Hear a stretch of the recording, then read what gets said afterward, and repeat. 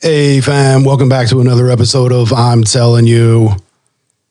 I'm telling you. There, you're getting infected with her stuff.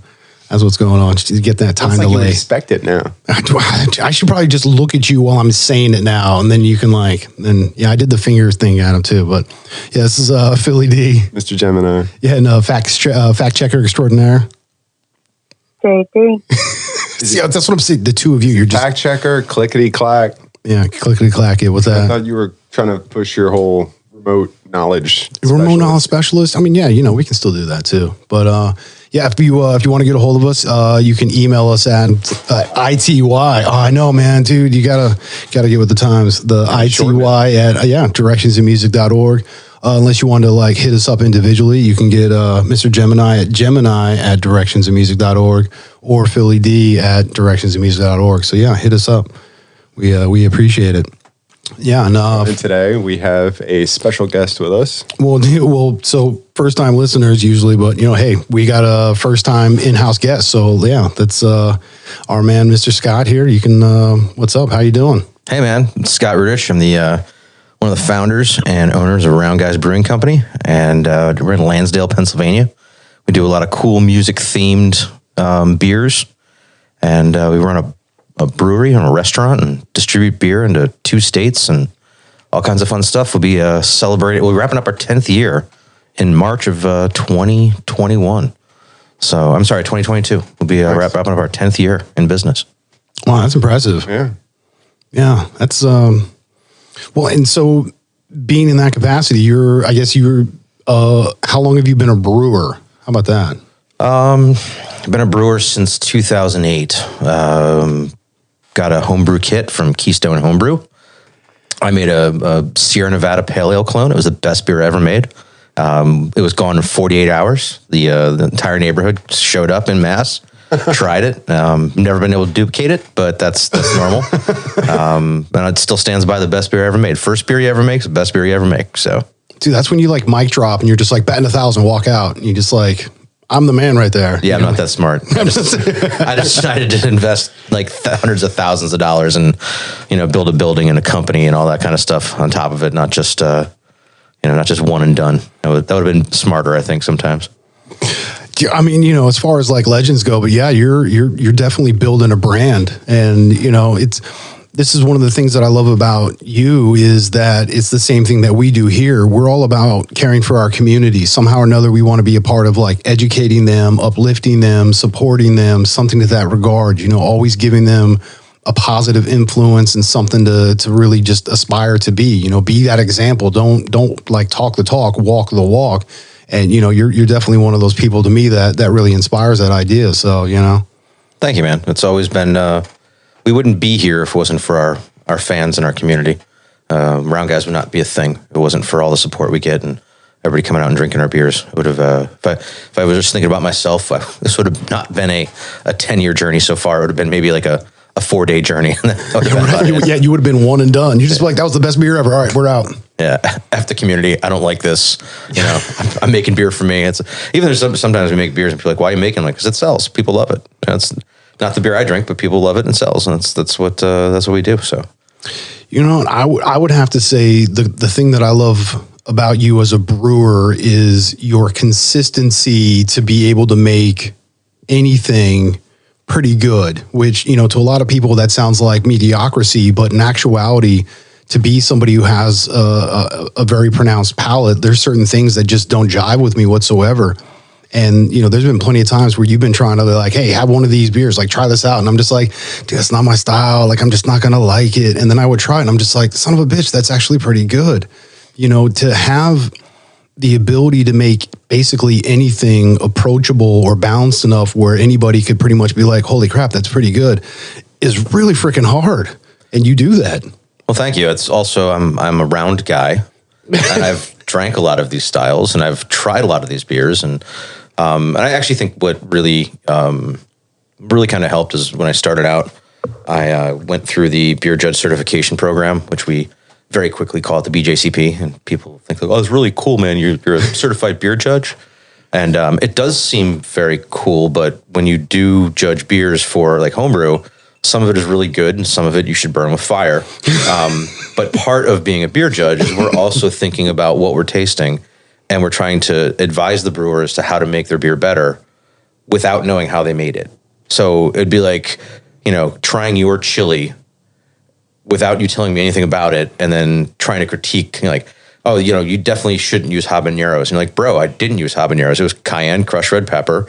And, that's, but you're looking at my sheet and going, what's this guy saying? And the minute I do that, I lose credibility. So when you judge, you're trying to evaluate exactly what you have in front of you and try to say, if you did this, then try that. If you did this, then try that. And so I think coming at brewing from the standpoint of I'm trying to help other brewers be better.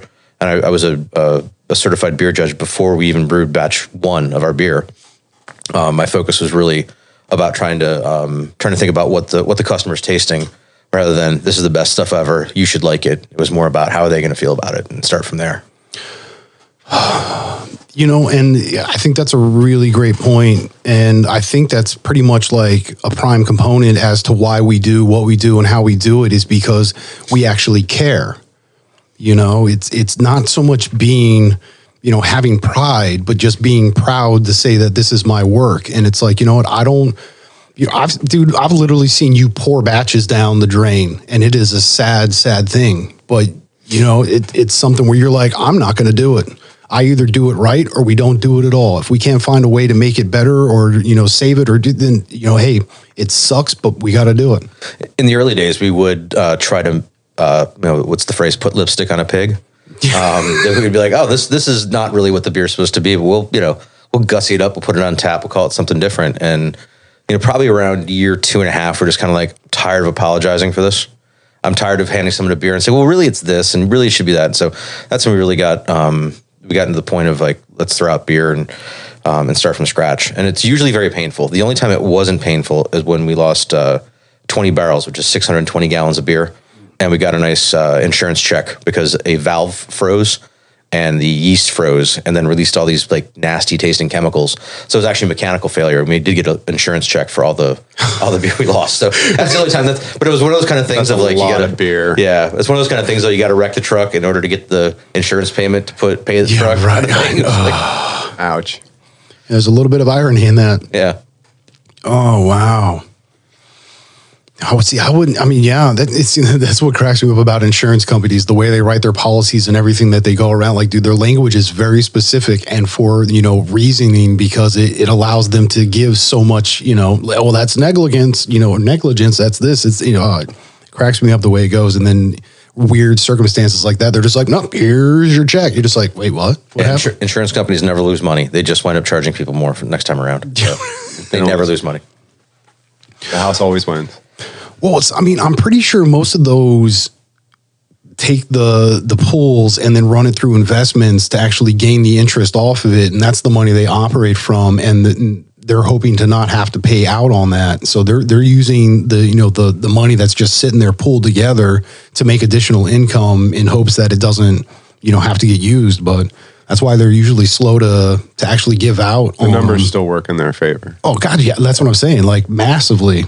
Well, then when there's like big events or there's like a very risky thing, what they'll do is let's say they consider breweries to be a high risk event or high risk company. They'll take like 10 brewery insurance policies, they'll bundle them together, and then they'll sell them to other insurance companies to reinsure that. So if something happens to one of their accounts, they've got insurance on the company they have to pay out insurance on. There's a whole other insurance industry called the reinsurance industry. It's kind of nuts. But it makes sense though. Yeah. Well, because I read originally that's kind of how the whole housing collapse happened. Back turn of the millennia was CDOs. Yeah, because they were but when they were bundling them, it was the fact that they were scooping, like, literally aware of like all of the crap and then restructuring it as just like, no, this is like A1, bro. It's like, this is the best of the best. Here you go. And it's like, no, because it's supposed to be a mix, which gives you an average of a certain set number, but they were giving it to it as like prime or something. And it's just like, well, then, when you see it getting amplified like that, you can see why one of it just going triggers the rest. But, yeah. I don't know if you've seen the movie Trading Places. Oh God, yes. My wife and I had to track down an article to actually read through how Dan Aykroyd and Eddie Murphy made money on the trading floor. And that's very similar. Like those CDOs where they're dividing things like, how do you make money selling commodities and short selling things? And I was like, this is completely nuts. And when it goes wrong really quickly. But Well, yeah. And I mean, my big thing with movies is I always I'll pick on the fact of it makes it completely outrageous unless you give the context of hey, this is what this world really works like. It's okay, so now that makes sense. But when you're trying to be hey, this is everyday life that you're used to and you don't exactly play by the rules, it's whoa, that doesn't work.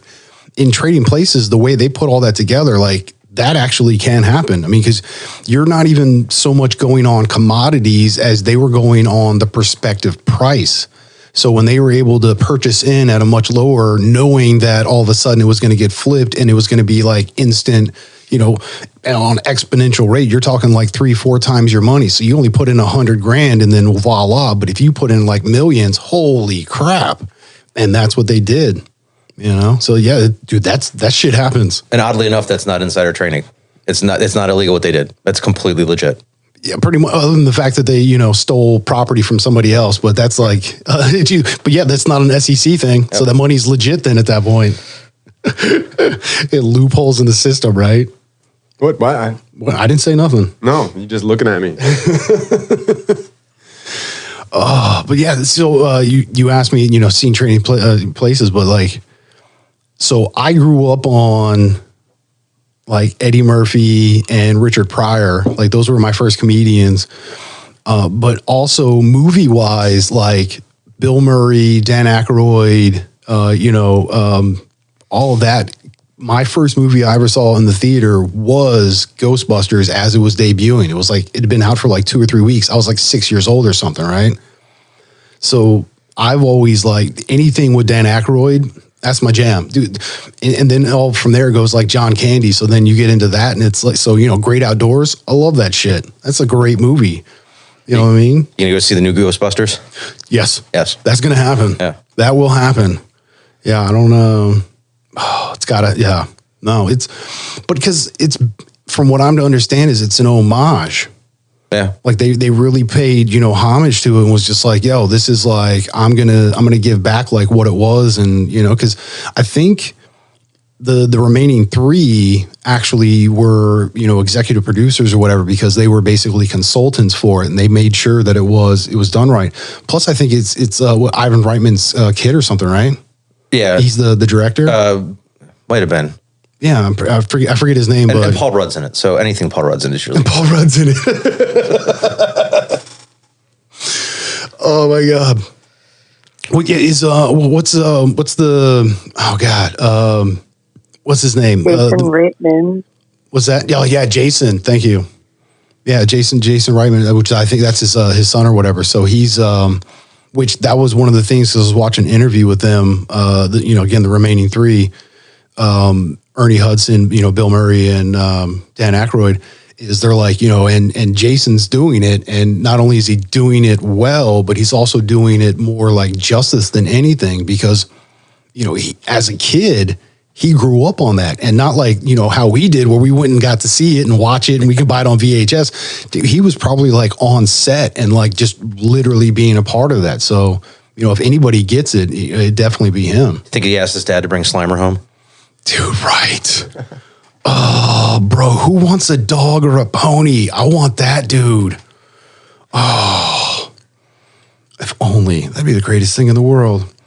Hey, Billy, guess what I got you? What's that? Here's your Slimer. What? Dude, I'd flip. That'd be great. That would be cool. Come home, he's floating around waiting for you.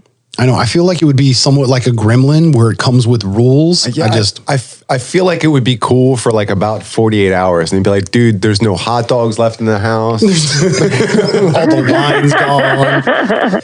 Everything you grab has ectoplasm on it. He's just wiping his butt on stuff, going through the counter and shit. Imagine if Slimer got stoned. Oh, he smells rancid. See, now, is that possible? Do you, theoretically, do you think that's possible?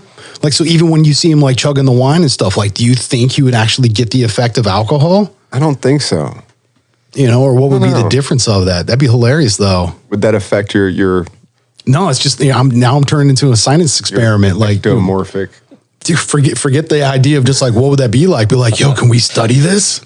Let's figure this shit out. What else can we give? Drunk. And it's like, what else can we give to Slimer? He doesn't actually have a brain, so I don't know if you can get drunk if you don't have a brain. And Well, see, but how do you know that he does or does not have a brain? I don't. That's what I'm saying. He seems to be a conscious being. I mean, he's built with like ectoplasm and he's obviously always hungry, which makes no sense whatsoever. But hey, fat little green blob, I guess you just always be hungry. Put heroin in the positron colliders. So whenever you hit him with it, like,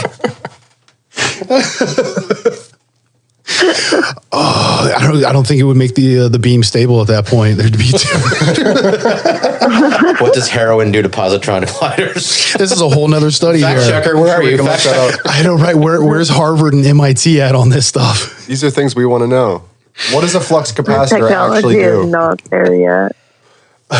Yeah, that's a really good quote. What is a flux capacitor made out of? Flux. Yeah, but it has the capacity for what? I don't get It's that. very fine filaments of the finest flux.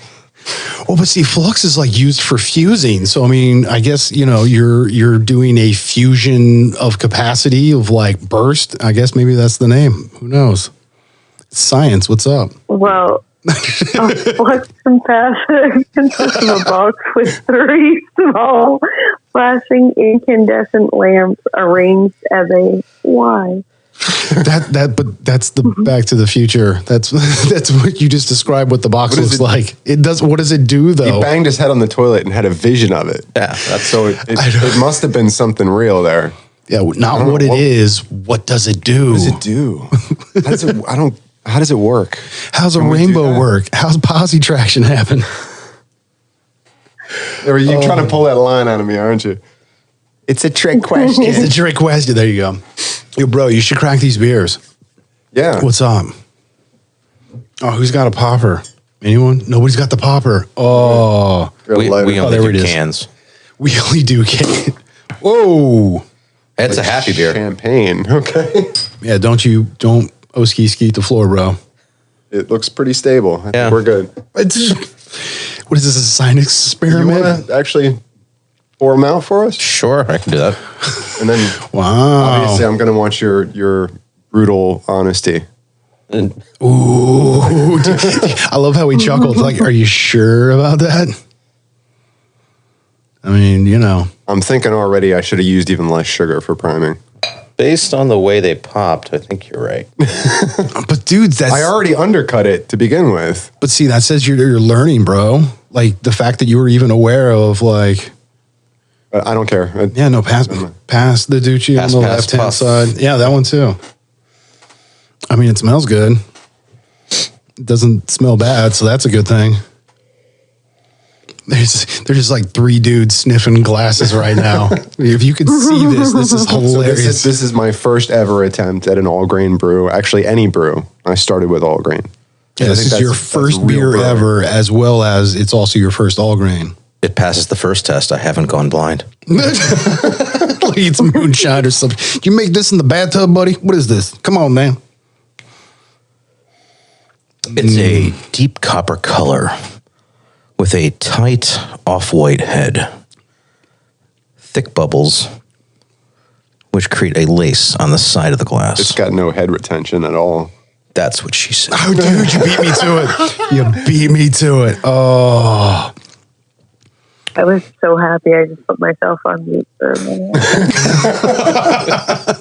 No, dude, you got to let yourself go. It's all right. You're a part of the show. You're welcomed here. We're in the tree of trust. This is safe space. You're one of us. I mean, you're remote knowledge specialist, so you're from afar. However, you're still right here in the room with us. Right? I I had like a 12-year-old boy moment where I just couldn't stop giggling for a minute.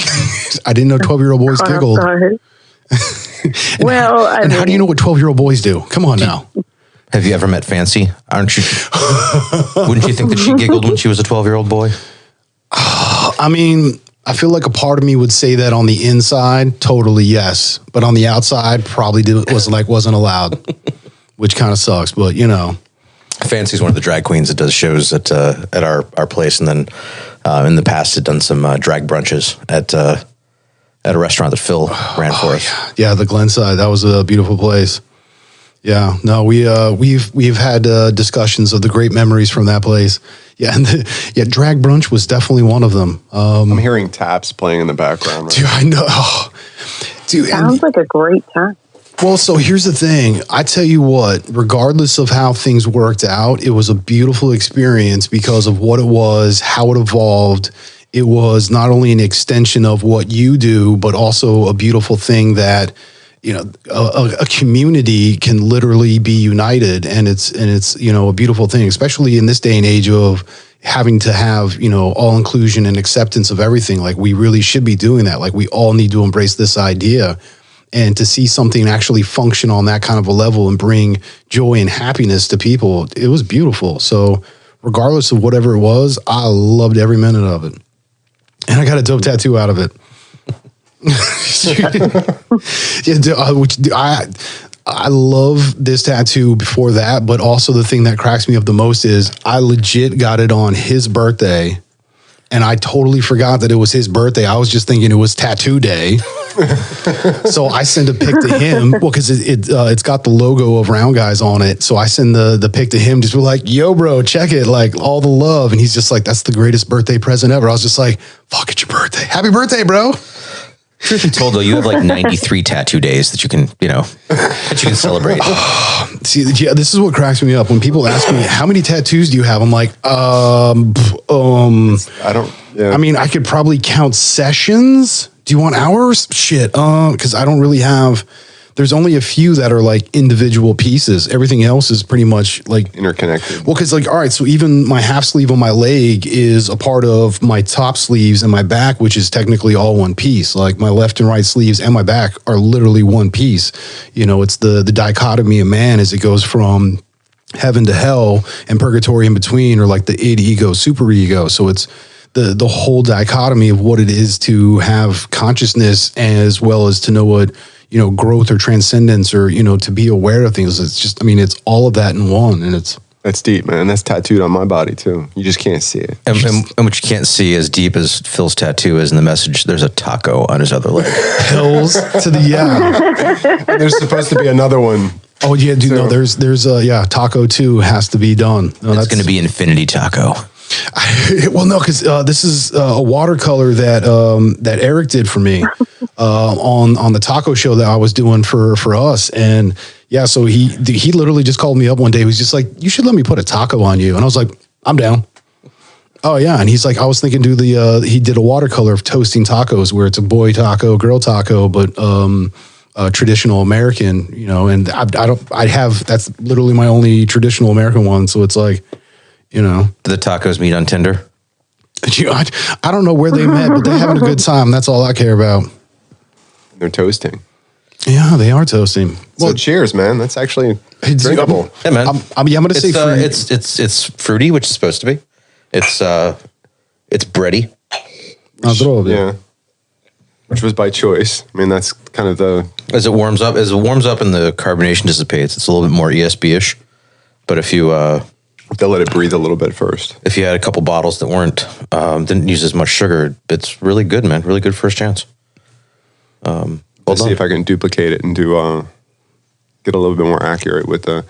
Well, see, what's your? I've already got people telling me like, you need to hurry this up, and I'm like, I got to get a whole, you know, I got a whole other kit of things and CO2 and all that other stuff, so I could. There's other stuff the CO2 in there, and it's a lot quicker, but. Because I could have a beer. Capacitor. That's what the flux capacitor is for, is to speed up the beer production. I could have a beer ready within 2 weeks instead of a month. Damn it, flux capacitor. Can we get on this? Who's making these things? In 2 weeks. Well, but so you were telling me about your, you said you were doing a porter, but you're doing like crazy. I felt I was just like, holy crap, like that's a big ass beer right there. What, the 16 pounds? Well, no, just what all is ingredient wise in it, because it's. What were you? Tell me again, There's please. like orange peel and there's actually, is it cacao? I think it's cacao or cocoa, one or the other. Cocoa. Yeah. I feel silly every time I say it. No, but if it's cocoa nibs. If it's CACAO, it's cacao, but if it's CAOCO, it's cocoa. I don't know. But they're cacao. This one was nibs, actually but cacao. Yeah, right. I don't know. It's like the seeds of the cacao, whatever. Dude, all I can think of right now is like Joe Dirt, where he's just like, I'm a badass Tech Daryl. I don't know, man. But sorry. I put That's how my brain works. My apologies. a little too much vanilla and a little too much cinnamon as well. So it may just kind of be, I don't know. It tasted like Kool-Aid when I tried it.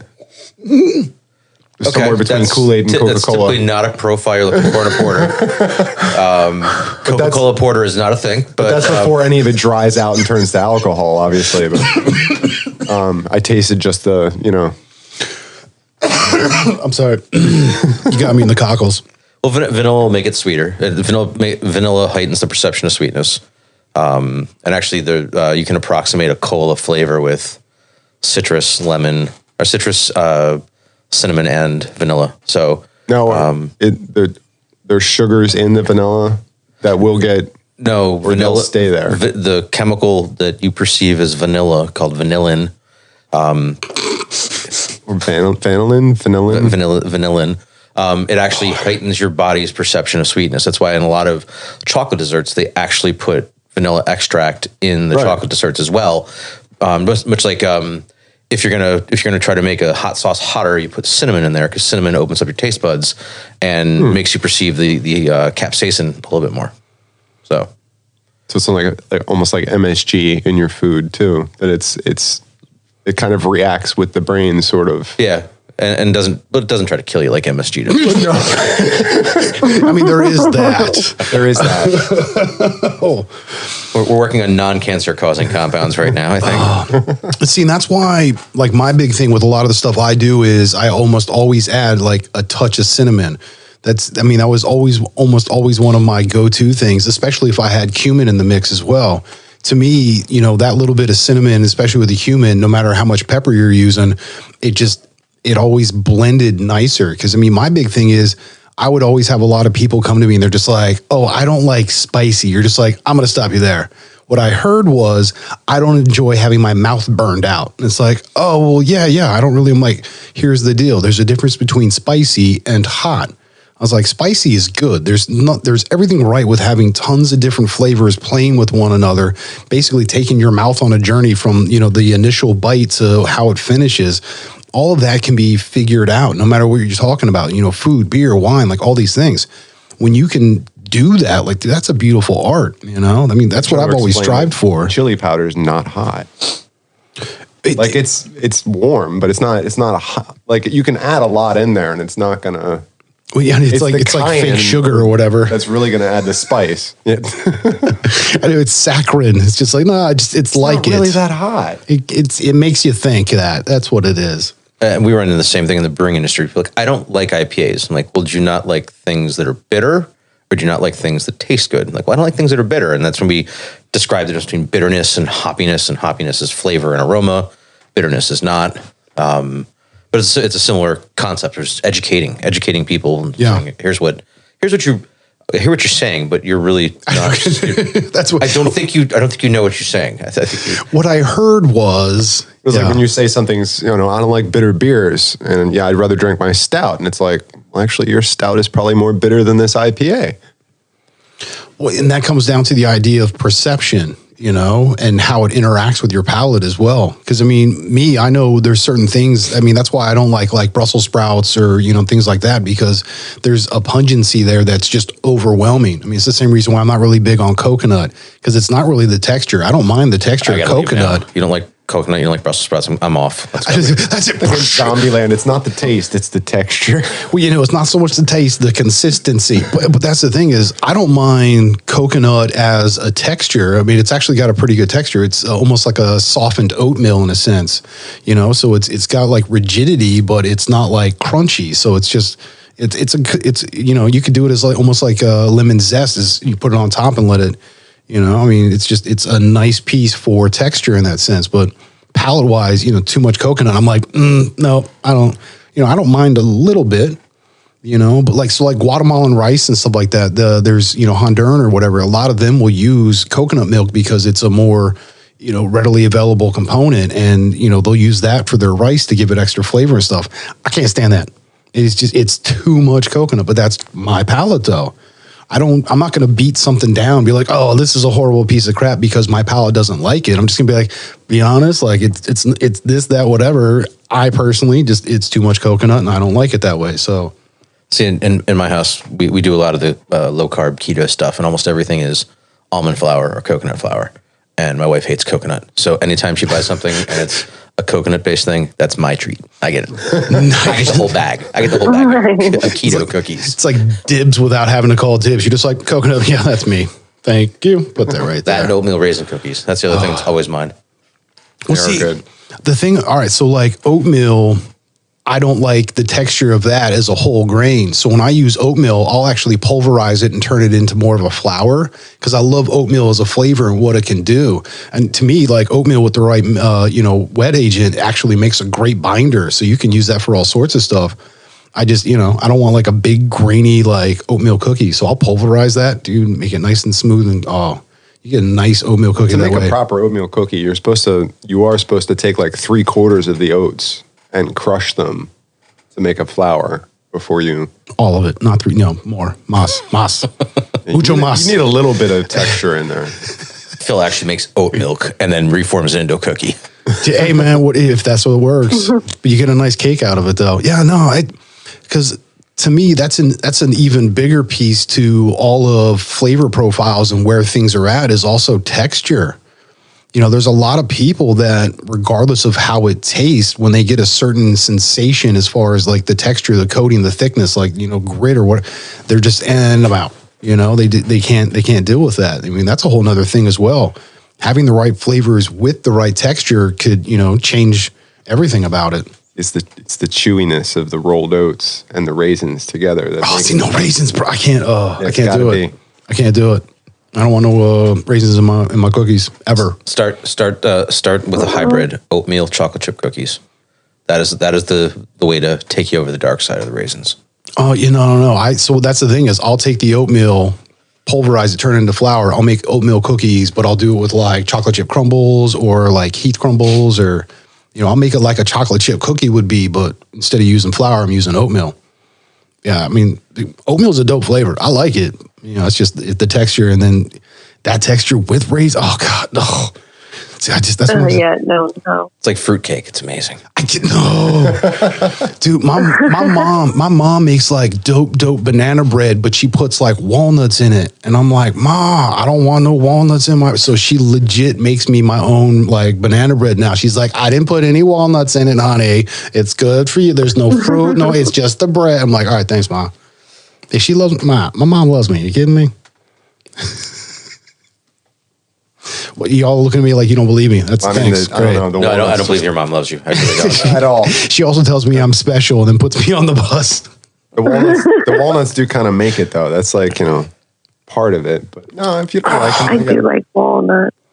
But see, I'm not opposed to walnuts, just not in my bread. I don't, you know what I mean? Like, I don't want it in there. I'll side with you on this. If you're going to grind up the walnuts and use them kind of like you do with the oatmeal flour, I'm cool with that. Yeah. You're gonna give me a big old like half hunk of a walnut and something. No, that's not. I agree. You got to crush them up. It's kind of like when you bite into an apple and like there's half a worm there. Like if I bite into something and there's half a walnut sticking out, that doesn't work at all. Yeah. And see, and that's because I've never had an issue with the flavors. Because I mean, I like walnuts, pecans, like I love all sorts of different ones. But you start putting it into because my dad's like he loves pecan pie. Like that's his jam. When my mom makes he's just like, oh, apparently my wife loves me. What's going on over here? Like it's the specialist treat of all time. Like he turns into a little kid about it. And I'm looking at it and I'm just like, that's a big pile of like sloppy wet nuts. I don't want none of that. So next episode I'm on Billy D and his nuts. Dude, that's what I'm saying though.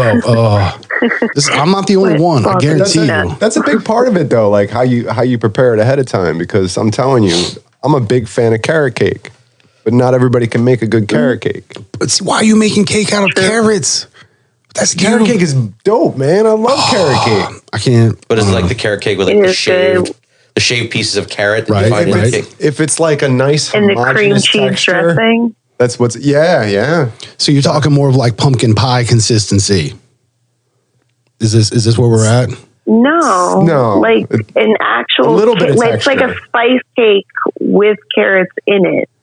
But not like chunks of carrots. Like that'd be gross. You know? Right. It's like mixed. You don't mixed like carrot throughout. chunk cake? Well, no, that's no good. See, this is when you're talking about mixing stuff in that you get like stringy, big, large clump. Like, no, man. No, but if it's done well, it's not. It's like I don't know what chop setting you use. I don't. Well, see, that's Whatever. all right. So back to the whole like raisins and oatmeal cookie. All right, so the raisin is like all squishy and stuff, right? But the oatmeal is like all hard and crunchy. Those things are complete opposites with like nothing to buffer in between. I don't know what oatmeal cookies you've been eating, but Horrible ones, apparently. They're nasty. I'm talking about like the soft ones, man. Not like crunchies. Yeah, what are the old like Sara Lee's or something like that or whatever. Or who's the one that always or did? Yeah, homemade. You know, like a good homemade oatmeal cookie. What if you made an oatmeal cookie with raisinets? So you got your Crocker? chocolate, and then there's the Best of buffer both between the worlds. chocolate and the raisin. I'd be willing to try this as an experiment. I will do that. That sounds pretty good. I mean, just on the I'm willing to do this. We can make this happen. Who's making them? Or maybe a Are hybrid. you having a bake-off? It's a bake off. No, I don't think we're having a bake off. This is just more of like, let's see what we can make. We don't have the time. Bro, open that other beer. All right. It was good. Plus I'm out of like liquids. Well, I mean, I brought, I brought my Jurassic mug. It looks like a freaking T-Rex is eating my face every time I go to take a sip. Yeah, bro. Careful where you point that thing. That one didn't sound as loud. That one didn't pop at all in comparison to the other one. Oh, glass. Where's it? Mine's right over here. Oh. Dude, well, there you go. Yeah, so instead of like cracking beers, we're popping tops, but it's still beer. So that's pretty cool. Yeah, I'm curious as to, is that one mine? I don't think so. Popping bottles like you're in the club? Well, I mean, technically we are out of the green room, but still. Premium bottle service. Premium G, I know, right? That's what it is. I didn't even pay for this. You know what I'm saying? They just give me this. This is free right here. So I think I have to drop down to like 3.5 or 4 ounces of sugar, I think. Yeah, I'll show you carbonation counters, so you can.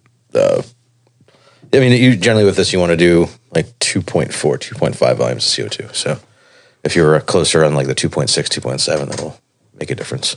Plus, you need an accurate volume. But I mean, you're right. If you sit it and just kind of let it settle, Settle? it's a lot different. Settle a little. Settle. It's settle. Let it settle. Be like, yeah, I got you, bro. Settle I a got you. lot. Instead of settle a lot. I make my own words. We notice. I would it wouldn't be an episode if we're not quoting Beastie Boys or one of us is 66 making times, up like a remember? word, especially Destroyer you. of words. Yeah, right. Expeditionary. I'm a derailer of trains too. Oh, Jesus Lord. This is true. Yeah, you're the tangent man. You're the tangent conductor. Well, so this we like there's like alternate egos of us where it's like he's the tangent man. Yeah, right. I'm the corraler or senior corralero, right? Corriero. Yeah, because it's double L.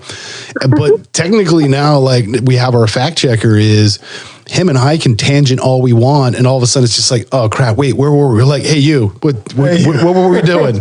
And she's like, oh, we were here and then here, and then I'm just like, oh, thank God. JD.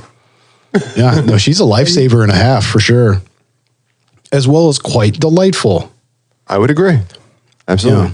Yeah, typically she does chime in with like hilarity. She just like interjects. It's the giggle when I'm listening back to. Dude, I'll be for real. Like I, not only just him and I, but like other people. Yeah, when they hear you laughing after him and I are like laughing, or you laugh, which makes us laugh. I laugh so much harder. I'm like laughing at you, laughing at me, laughing at. That's exactly. There's a whole like laugh circle going on. It's hilarious. That's good though, right? I feel. I mean, isn't that what we're trying to do? Like, because that's what I always say, man. We need to be educating, supporting our community, and entertaining. Like, so we got to be doing one of those. So as long as we're somewhat entertaining, then it's like, all right, cool. We can just throw out some facts or some support, and we're good. It's nice to have a couple facts to it. Otherwise it'll be like, okay, I go off on a tangent for like 20 minutes and I'm like completely dead wrong on everything I said. But yeah, and then I'm just like speculating on stuff. You're like, wait, is that fact? I'm like, no, I'm questioning. Is it like that? But we can't go down that rabbit hole of like, because then it's just like 5 minutes of like us staring at the phone, trying to figure out how to Google what it is that we wanted to Google. Wait, that's not a joke. Well, no, because we're trying to figure something out, but we know that there's a term for what it is that it is, and then from there, like even further. So like we're just in this like rabbit hole, deep as can be, trying to figure information out to Google correctly, so that when I put in, what did I put? I want Wesson Girl Oil, and all of a sudden it was just like Facebook and these two like twin sisters. I was like, this is not my office. No, like I want That's not what I'm looking for. I want my facts correct when I start quoting flat earthers. Like I want my facts correct. So JD is kind of like your Alexa, but way better. JD, what was I talking about? JD, what is it? Yeah, pretty much. Yeah, no, she's totally come to the rescue when that's happened before. Because this freaking guy over here, and I'm sorry, I don't know. Here's what the web says about this. Here's an article I found on Wikipedia. Oh my God, that's pretty funny. Yeah, no, she because there's been a few times where we've gotten into conversations and we're so lost in the conversation, and all of a sudden she's just like, yeah, I got a fact on that. We're just like, yeah, by all means, add to the conversation, and it's always like very pertinent, and then it cracks us up because we just get so tangented now because we have the support system that. What she's trying to talk about something serious, like millions of people every year that suffer from chronic pain. Chronic pain. And all you can do is giggle. Like, man, what the hell? So she's like the opposite of when you go squirrel, and like dogs like. Pretty much. Yeah, no, that's. I heard you losing it right off that track. Well, but see, now here's my question: is if I'm relinquishing my Corolero, my ability to corral, right. So if I'm relinquishing my corralling obligation to you, what am I supposed to do here? Like I'm losing my identity now. Oh, wow. He's having an existential crisis. I didn't think it was that deep. Who am I? This is great. Now, I mean, this is why we talk. We need to open up about this stuff. We got to get this thing. This is why we have the tree of trust here, right? The elephant in the room. We got to just. Yeah, dude, it's okay. Just let it out. It's all right. And I feel good that I'm supported and validated in my expressions. So I thank you all for doing that. My name's Philly D. Hi, Philly D. There's 12 steps in there. There's 12 rules. Dude, anyway. See, if I ever did that, I would have to go to like Quoters Anonymous. That would be my problem. Be like, hi, I'm Philly D. Hi, Philly D. I'd be like, I speak in quotes. Keep talking, brother. Let it out. And then I'd probably have to drop a quote in there somehow to just like, You're my boy, Phil. See that, but that's what I'm talking about. Like we were talking to this one time where it's him and I have literally had a back and forth where it was literally just quotes, and yet it was still a conversation. I mean, anybody else listening probably had no clue what was going on, but yet we're still like, give him more credit, man. I'm sure some people were following. Oh, I'm talking about stuff like that wasn't even on the microphones. Like okay. Oh yeah, no, just you and me. We do like each other. The old we school. do hang out together. When does this happen? Was I there? We were like 14 or something. Did I black out? What happened? I blacked out. We'll get you shirts that say "I speak in quotes and sarcasm." This is true, and sometimes sarcastic quotes. Is that what I mean? Is that not already a shirt? I don't. That's a good point. I feel like anytime I have a thought like that, I'm like, oh, that'd be a great T-shirt, and then I just type that in, and it's like, oh, there's already a on sale at sweatshirt. Spencer's. Yeah. But now here's the question: is it copywritten? See, that's the thing. How do you copyright a word? No, phrase. So you can. So here's the thing: like copywriting process is actually pretty simple. That? Like that kind of thing, like common. So you have to there's several different steps where you basically have to express why it is what you do and how you do it. So it's not even just the wording, but it's also like the fonts and all that kind of stuff. So it's the manner in which you're using it. All of that stuff is like part of the copyright. So, dude, this goes to Coming to America, where it's like you have McDonald's. You see, right? It's McDowell's. They have the arches. We have the arcs. See, but it's that differentiation on copyrights where it's special sauce, lettuce, cheese, pickles, onions, but we don't have sesame seeds on our buns. Only when we sit down. Oh my God. but that's very true. That's why it cracks me up, because that's real. Like, that's an actual thing.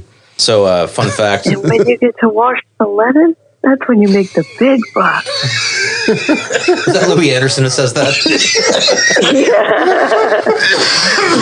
He's over here losing it. Oh my God. Oh, no, I'm good. We're good. What were you going to say? Fun fact.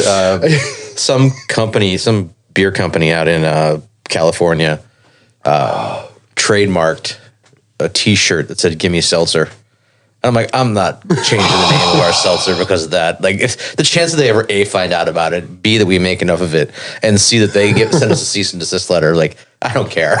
We're not changing. And their name isn't even Gimme Seltzer. It's like they just made a shirt that said "Gimme Seltzer" and sent it in for a trademark. I'm like, that's just stupid. That cease and desist would be up online everywhere. Yeah. I'd be sharing that everywhere. Well, see, this is like We made it. We when we did the restaurant, we went to like name food items because we were doing the beers. We had the whole musical reference aspect, so we wanted to roll that over into the food items. So we had something that was called G Love and Special Sauce, which I put it as Garden Love because it was always a different vegetable. So it was like, but typically like Brussels sprouts or something like that, but. Our one partner was just like, can't we? Like, we're just like, what? That's free publicity, buddy. Like, you can't pay for good PR like that. Like, who cares? Let them find out. We did a beer called Classic Girl, named in homage to the song by Jane's Addiction. And one of the influencers that we work with went and did like this huge like Instagram story highlighting the beer and all that kind of stuff. And Jane's Addiction found out about it. And we're like, oh crap. And then they shared it. We're like, yes. Nice. Yeah, right. Pretty much it's like, I don't know who you guys are, but like, I love you. And it's just like, oh, bro, thanks you so much. Like, yeah, we were worried that we would upset them. And I think they're just excited that someone's still talking about Jane's Addiction. And can you come to a show? I mean, please, can you come to a show? Yeah, right, dude. I mean, I get to do security, right? Right, yeah. I mean, I think it'd be worth it to bring a couple of cases of beer for that. Be like, I get backstage, just like walk up with like 3 or 4. They're just like, come on in, buddy. We'll try to get Dave Navarro on the podcast. Dude, I'm telling you, man. I'd say, who I would love? Henry Rollins. See, you and we have the same love for Henry Rollins, and not even just for his music, but him as a person. Yep, what he does, what he talks about, the way he, his outlook on life. Yeah, he's a very rational, logical, but also open-minded. Like, so when he has that understanding of things, he always gets me because I look at him just like, dude, bro, like, because it's very Vulcan in the sense where it's like it's logical, but at the same time there's a very human touch to it. Like to me he's very well balanced in what he does as far as actions, expressions, and who he is. Like, he's really just embodied by all of that. Yeah, one of the coolest stories I heard by him, he did a show at the what was the place in 12th and Arch Street, like in Chinatown, like not Trocadero? Was it Trocadero. Yeah, he did like one of the last shows at the Trocadero, and what he usually does before he comes into a city is he kind of wanders around for a little bit, finds a place to eat, but he travels by bus and he just tries to get a sense of the city. And he was somewhere in Chinatown and he saw a dude wearing a Ramones t-shirt. And he like walked over, he's like, dude, that's an awesome t-shirt. And all the guy could do was like, you're Henry Rollins. You're Henry Rollins. He's like trying to have a legitimate, like, what's your favorite album? Like, what do you, like, it's great to see that you're wearing Ramones t-shirt in this, this day and age. And all the person was doing was freaking out because it was Henry Rollins. But he's like that kind of like, just down to earth guy. Destroys it. Yeah. Destroys it for his experience. He's trying to actually. Yeah. He tells another great story about, he was doing a show and I was walking through like a field to go to like to the tent that the artist allowed to eat at, and he sees David Bowie, and he's like, "Oh my God, it's David Bowie!" And he's like, it's like seeing a deer in the field. He's like, and I don't want to approach him because I'm afraid he'll run away. Yeah. And then he turns to look at me, and he's like, "Oh, Henry Rollins," and he's like, "Oh my God, he knows my name!" Like he's so humble, he doesn't think that like David Bowie. So he goes over to David Bowie, and David was like starts talking to him, and he starts quoting an article he read. He's like, I can't believe it. David Bowie is quoting me back to me. But it's like such a like, as awesome, hard as some of his opinions are, and as stark as some of them are, it's generally very uplifting. And he's generally comes across as a very humble, everyday guy. Like You know, he was talking about answering fan letters on a Saturday. He's like, "What do you think a punk rock star does?" I'm sitting home answering fan letters. Like that's how hardcore I am. You know, you know, you think about they're like busting heads and raging. I'm sitting here writing letters, going, "No, you shouldn't do that, man." You know, like that.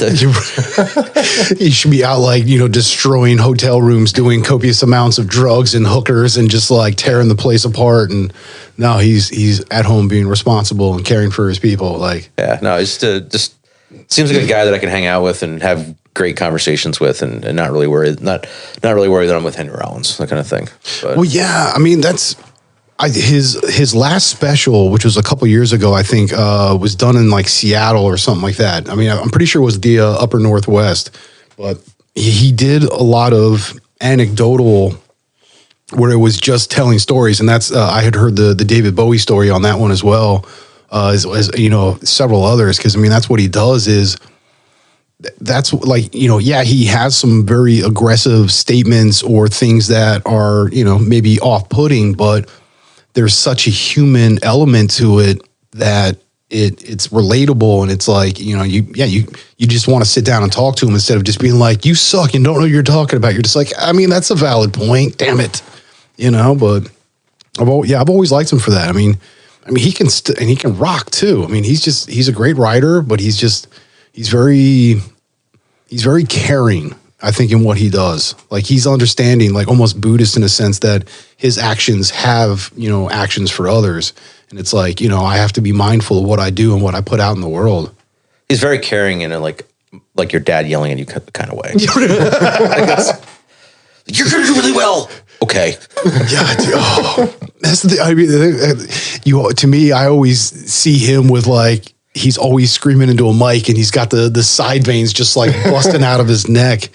Because he was a serious weightlifter for a while, right? I mean, he wasn't like trying to be like pro or anything like that, but he was like, up, though, yeah, he's always lifted. He's always been straight edge. Never drank, never did drugs, nothing like that. He's always just kind of like him and Ted Nugent should hang out. Now, I would love to see that interaction. That'd be some good shit. I think Henry could probably speak circles around Ted. But. Oh, easily. No, I just mean as far as like both having such extreme, interesting, weird perspective. Because, I mean, that's the thing is like Ted used to be, but now he's had his like transcendent moment where he's just like, nah, man, I'm going to live off the land and be a good person like that. And you're just like, I get it, bro. But yeah, he's, I don't know. I've always been interested to that as far as like celebrities, people that basically get to a place where they're making absurd amount of money just because society can see them as, a worthwhile expenditure, whether it's in movies or music or whatever the deal is, art of any kind. And they, you get these people that go from just being seen in that superficial value that they can take it. And a lot of them like actually grow from it. I enjoy being able to see those people that, you've seen them in like 2, 3, 5, then all of a sudden it's like 20 movies, but then you get these backstories about them and they're starting all of these like amazing things. I mean, like freaking, I know everybody jokes about it, but Matt Damon's like super caring in that. Matt Damon. But there's people that do that kind of stuff. And I've always enjoyed seeing those who have been given a beautiful gift and actually do something with it. Like, that's pretty awesome. Keanu Reeves is like that too. From what I hear, he's just like super chill, super humble. Yeah. Yeah. Cause I mean, that's he's just, there's the one meme about him where it's like people talking about like, I don't want to eat alone. I don't want to go to the movies alone. And Keanu Reeves is like, dude, I do that stuff all the time. Like, I love me. Why wouldn't I want to take me out and show me a good time? Like, I think being able to have me time and like take yourself on an individual date is, you got to show yourself love. Yeah, he lives in the moment. He doesn't live in the past, doesn't live in the future, just lives in the moment. Yeah. I love the thing with his motorcycles, but I just wish they were a little cheaper. Have you seen any of those? No. The Arch motorcycles? No, I'm not a motorcycle person whatsoever. Well, that's like this is the most amount I could talk about motorcycles. My uncle had a motorcycle. That's all I can talk about. Not that you shouldn't talk about motorcycles and tell me about them, but I'll be a listener. It won't be much of an active. Well, no, discussion. apparently he's the co-owner of Arch Motorcycles. Okay. So he's kind of like the idea guy, and then he's got this I forget the guy's name who was already a pretty good engineer and designer and stuff to boot already when he met him, and the two of them got together, and I guess it would mean nothing to you, but where they source their motors and everything, like obviously they don't do everything, right? But they build these basically what I would say bikes for rich people. Okay. Basically, they'll build a bike to spec for you, right? You know, based on your height, your weight, your riding style. But I mean, they all look very similar because that's his style. So if I describe my height and weight and my riding style, they'd be like, "That bike doesn't exist. We can't make it for you."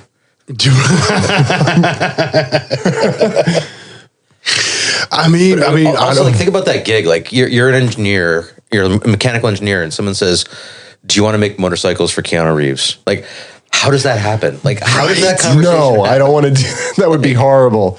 I would love to be in that room for that conversation. It's like when Johnny Cash, when Butch Vig did Johnny Cash's like cover albums, like the last set of albums he did. Right.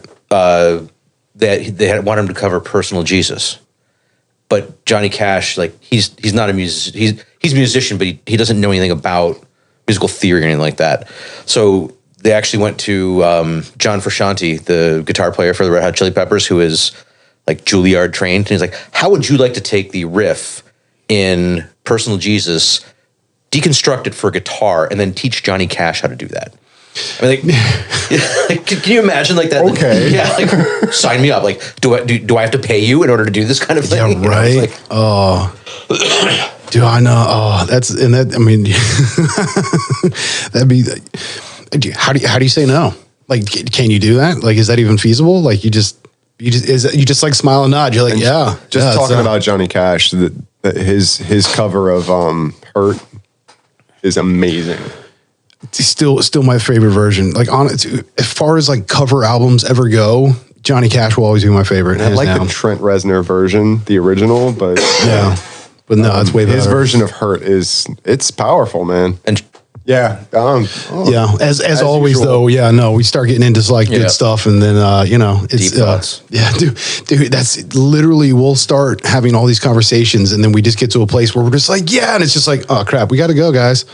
But yeah, it's been an absolute honor and privilege and pleasure to have you in here. So thank you so much for doing this. Glad I can come. Thanks for inviting me to the studio, man. Yeah. It's not much, but it does what it does. Solid gold, man. Solid gold. What you're saying. But yeah, this is if you want to reach out to us, it's ITY at directionsmusic.org, as well as Gemini at directionsmusic.org and Philly D at directionsmusic.org. This is I'm telling you, your host, Philly D, Mr. Gemini, fact checker extraordinaire. JD. Oh yeah, thanks so much for checking us out, and be good to yourself, be good to everyone else, man. Love you. peace. Peace. Peace.